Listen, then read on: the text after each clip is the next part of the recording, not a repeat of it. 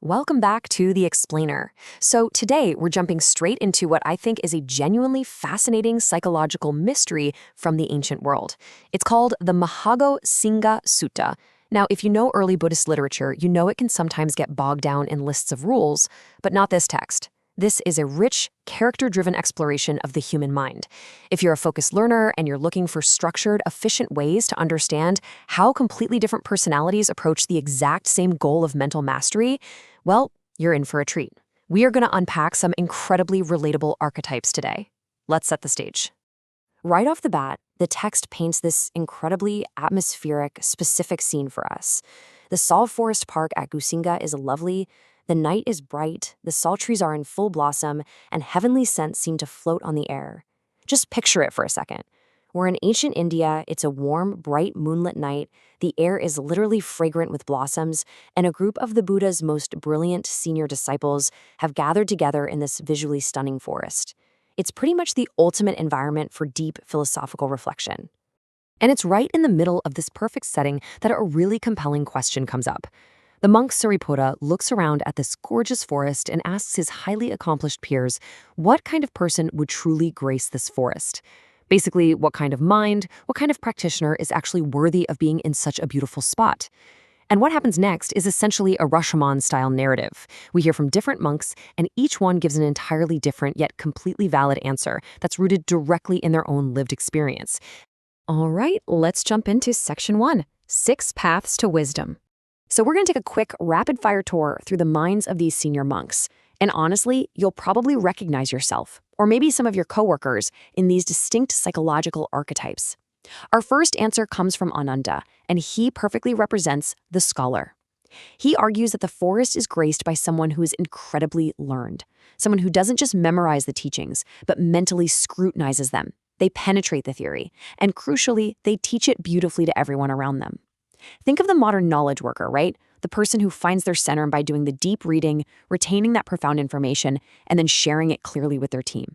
That deeply intellectual path is Ananda's archetype. Now, Revata, he offers a total 180.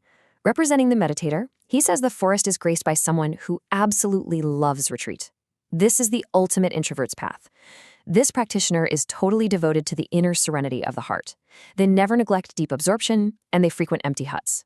So while Ananda was highly social, finding mastery by teaching crowds, Revata finds it in total quiet, isolated retreat and absolute inner stillness. It's basically the ancient equivalent of locking yourself in a quiet room for an intense, unbroken session of deep work. Then we hear from Anuruddha, the visionary, and his answer operates on a massive, cosmic scale. He says the forest is graced by someone with purified clairvoyance that far surpasses the human, someone capable of surveying a 1,000-fold galaxy. The source text actually compares this to a person standing on the upper floor of a royal longhouse, looking out over the landscape with perfectly clear eyes. This archetype is all about the big picture. It's for the mind that thrives on expansive, boundless clarity, seeing way beyond their immediate physical surroundings to understand the much broader systems at play. Okay, the contrast here gets absolutely wild when we look at Mahākassapa and Mahamoggallana. Mahākassapa is the ascetic. His answer is gritty. It's intensely physical.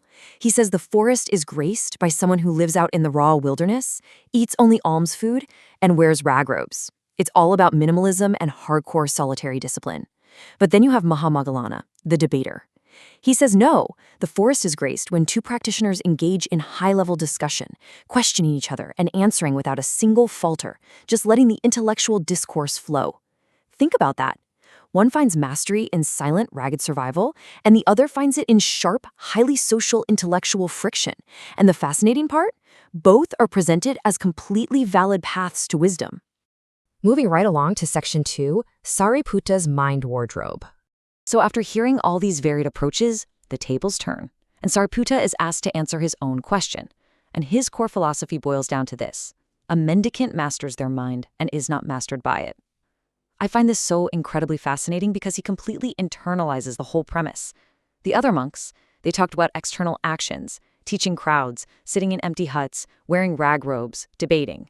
But for Sariputta, gracing the forest has absolutely nothing to do with what you're doing on the outside. It's entirely about the total, absolute regulation of your internal emotional state. And to explain this, Sariputta uses what might be my favorite metaphor in the whole text, the mind wardrobe. Imagine a ruler, or maybe a chief minister who has a chest full of these beautifully colored garments. In the morning, they choose whatever outfit they feel like wearing. At midday, they pick out a completely different outfit. In the evening, they choose another. Sariputta says a true master does the exact same thing with their mental states. In the morning, they abide in whatever meditative state they want. At midday, they seamlessly switch to a new mental state. And in the evening, they consciously select a final attainment. Think about how insanely powerful that is for modern productivity.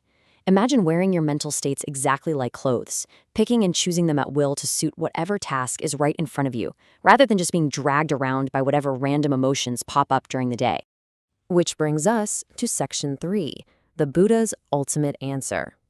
So these 6 monks have just laid out some of the most profound, distinct paths to human optimization ever articulated. But who's actually right? Which archetype is the winning? They decide to take this whole debate straight to the top, directly to the Buddha for his definitive verdict. But the Buddha completely subverts expectations here. He doesn't pick a single winner. First, he validates every single one of their answers. He points out that each monk spoke perfectly well from their own inspiration and their own lived expertise. Ananda was spot on as a scholar, Kassapa as an ascetic, Moggallana as a debater. He gives this amazing positive reinforcement to all of them, basically emphasizing that a vibrant community relies on a synthesis of diverse strengths. It's not about strict conformity to one rigid archetype. But wait, after validating everyone, the Buddha drops his own climactic reveal. He says the forest is graced by someone who sits down cross-legged, sets their body straight, brings mindfulness to the present, and thinks, I will not break this sitting posture until my mind is freed from the defilements by not grasping. See, while all these brilliant monks were describing the beautiful results of a great practice, having cosmic vision, being a great scholar, perfectly regulating the mind, the Buddhist strips away all that complexity. He points directly to the gritty root cause. Liberation requires raw, uncompromising determination. Sometimes you literally just have to sit down and do the hard, unglamorous work of letting go. So we've explored the scholar, the meditator, the visionary, the ascetic, the debater, and the master of the mind wardrobe. You've seen these incredibly varied paths, and you've seen the Buddha's ultimate call for raw determination. So here's my question to you. Which approach are you going to use to master your own mind? Take these ancient archetypes, apply them to your own focused learning and your modern routines, and just see which one really resonates with your journey. Thanks so much for exploring this ancient mystery with me today. Keep learning, and I'll catch you in the next explainer.